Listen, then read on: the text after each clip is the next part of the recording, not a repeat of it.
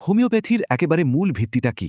চলুন Organon of মেডিসিনের প্রথম সূত্র দিয়েই সেটা জানা যাক। তবে তার আগে একটা খুব সাধারণ প্রশ্নের উত্তর খোঁজা যাক, যা প্রায়ই শোনা যায়। বলা হয় হোমিওপ্যাথি নাকি খুব ধীরে কাজ করে। এটা আসলে সবচেয়ে বড় ভুল ধারণাগুলোর একটা। আসল সত্যটা জানতে হলে আমাদের ফিরে যেতে হবে এর প্রতিষ্ঠাতা ডক্টর স্যামুয়েল হ্যানিম্যানের কাছে। একজন অ্যালোপ্যাথিক ডাক্তার হয়েও তিনি তার সময়ের চিকিৎসা ব্যবস্থা দেখে বেশ হতাশ ছিলেন। মারাত্মক পার্শ্ব প্রতিক্রিয়া আর রোগীর কষ্ট দেখে তার বিবেক সায় দেয়নি। তাই তিনি এমন এক চিকিৎসা পদ্ধতির খোঁজ করছিলেন যা রোগীকে দ্রুত, কষ্টহীন ও স্থায়ী আরোগ্য দেবে।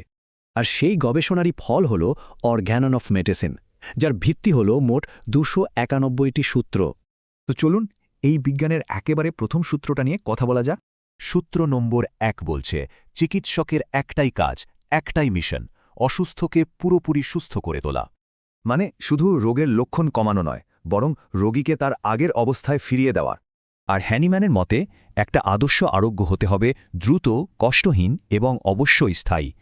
তাহলে হোমিওপ্যাথির মূল লক্ষ্যই যেখানে দ্রুত আরোগ্য, সেখানে ভুল ধারণাটা ঠিক তার উল্টো।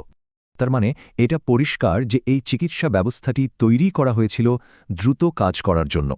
কিন্তু প্রশ্ন হল, লক্ষ্য যদি হয় দ্রুত আরোগ্য, তাহলে এই ধীরগতির কথাটা আসলো কোথা থেকে? এই পর্বের আলোচনাটি ডক্টর সাইফুল্লাহ কবিরের দেওয়া তথ্য ও নির্দেশনা অনুসারে তৈরি করা হয়েছে। পরামর্শ বা আরও তথ্যের জন্য এখানে দেওয়া ঠিকানায় যোগাযোগ করা যেতে পারে।